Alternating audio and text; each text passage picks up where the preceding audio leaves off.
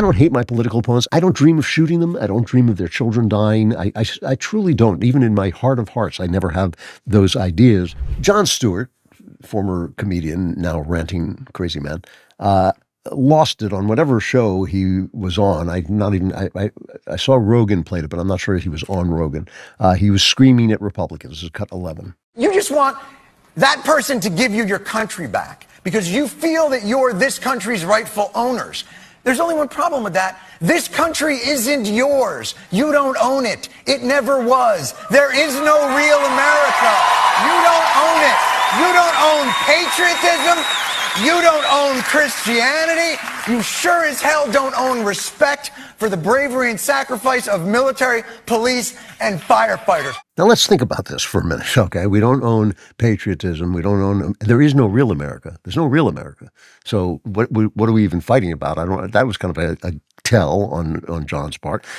Megan Basham tweeted at him, "If you have to say this, it's because your side has a well-documented record of denigrating all of these things." And once again, Jon Stewart doesn't know we see him because Jon Stewart's party, which is Stephen Colbert's party, which is Jimmy Kimmel's party, which is every other corporate comedian and movie star's party and studio's party and writer's party and director's party, has lost their monopoly. We haven't won it back. We haven't taken the territory that we need to take, but they have lost their grip. They thought that it screened them when they said defund the police, but it doesn't. And now we do have a monopoly on respect for the police. They said they thought that it would cover them when they said that America is systemically racist. They thought they could do what they have done for 30 years, which is bully the rest of us into thinking, oh, I must be alone in thinking this is a bad argument. Maybe I should keep my mouth shut. I don't want to get called down to HR for saying America is not systemically racist. And maybe they shouldn't have hired Joe just because he's black, because he has no talent and doesn't work hard. They've lost that ability to strike terror into our hearts. And Jon Stewart notwithstanding, they gave us a monopoly on patriotism. If you think that America is systemically racist, then everybody who's not you has a monopoly on patriotism.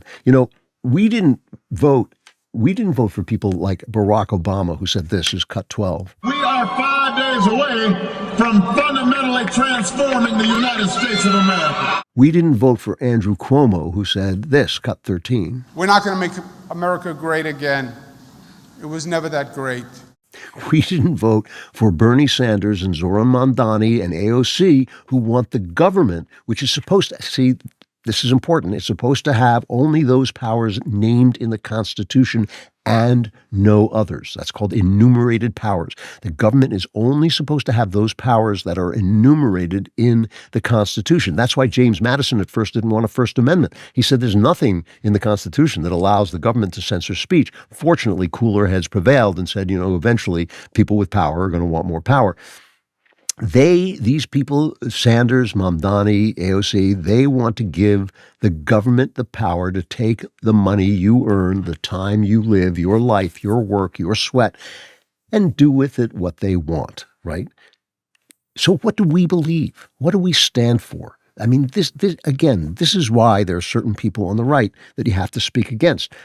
It's not enough to say, I stand for Jesus, Christ is king, because people have done horrible things in the name of Jesus Christ, I mean, we know that for a fact. People have done horrible things in the name of America. The left thinks it likes America too, and they do horrible anti-American things.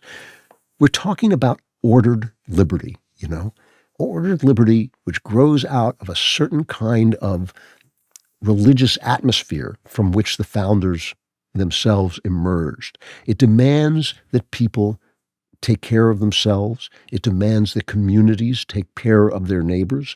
It demands that people take risks and suffer the consequences when they lose, which is something that didn't happen in 2008 when all the big companies crashed and the government bailed them out. Why? Why was there welfare for them and then from the same people who complain about welfare for the poor?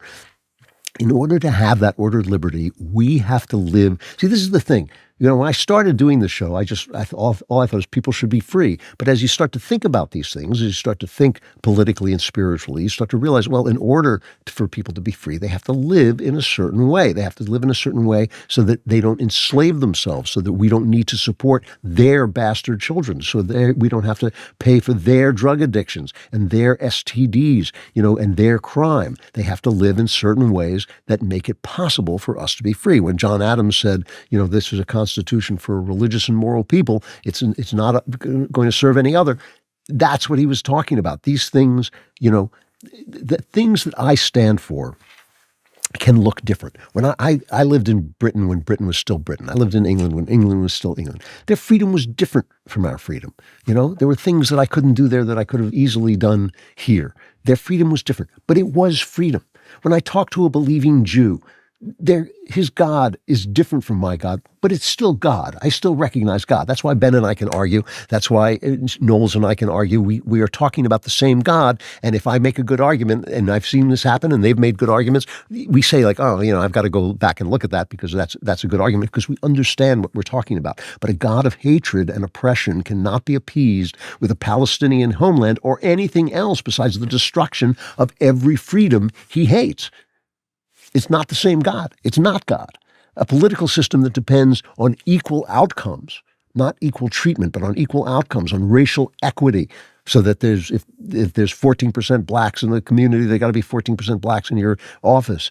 A political system that thinks that people can have sexuality without morality. And it will not be appeased by the next concession or the next or the next. It is moving toward slavery. It is moving toward slavery. Look, I don't hate my political opponents, and I get a lot of gas for this, by the way. I get a lot of heat from people saying, you didn't scream at this guy and you didn't scream at that guy. I don't dream of shooting them. I don't dream of their children dying. I truly don't. Even in my heart of hearts, I never have those ideas.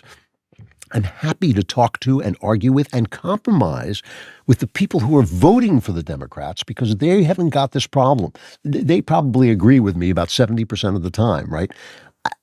I know they see a different America, but it's still America. I recognize the America that the people who sometimes vote for Democrats believe in.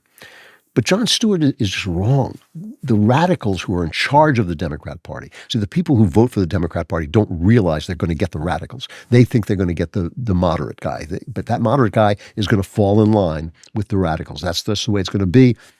Joe Biden is a perfect example. He was, used to be a fairly moderate conservative Democrat, but he was just a weather vane. He just followed where the party was leading, and he became a loon when he was in office. Who even knows if he was having his thoughts himself or just being fed them, but still.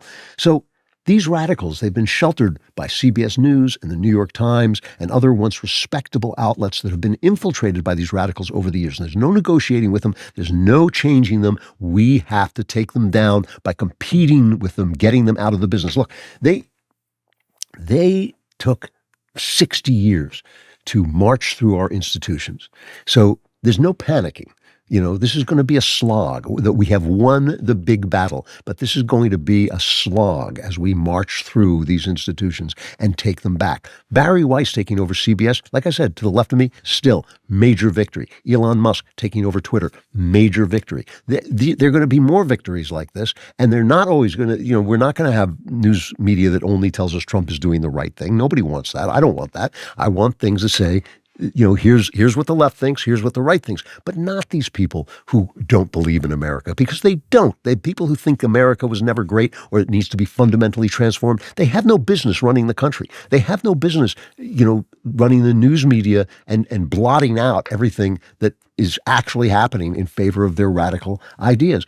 It's going to take us a long slog. We've got to be patient. We've got to be absolutely we have to cling to our ideals and our values and be the good guys. We don't have to let the left tell us what that means. We have to know in our hearts what it means to be free, what it means to preserve the system that was handed down to us that made us free. Why that freedom is better than kings and popes and people, telling you what you to think and believe. We have to know all those things. We have to learn these things. We have to teach ourselves when our schools refuse to teach us. I mean, they will teach you, about how to be sexually amorphous, but they will not teach you how a bill becomes a law. And those are things you're going to have to know.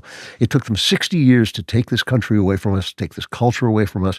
It's going to take us a long time to win this country back, but we are on our way. Boy, I can't get enough of that guy. If you want more, like and subscribe to The Andrew Klavan Show wherever you get your podcasts.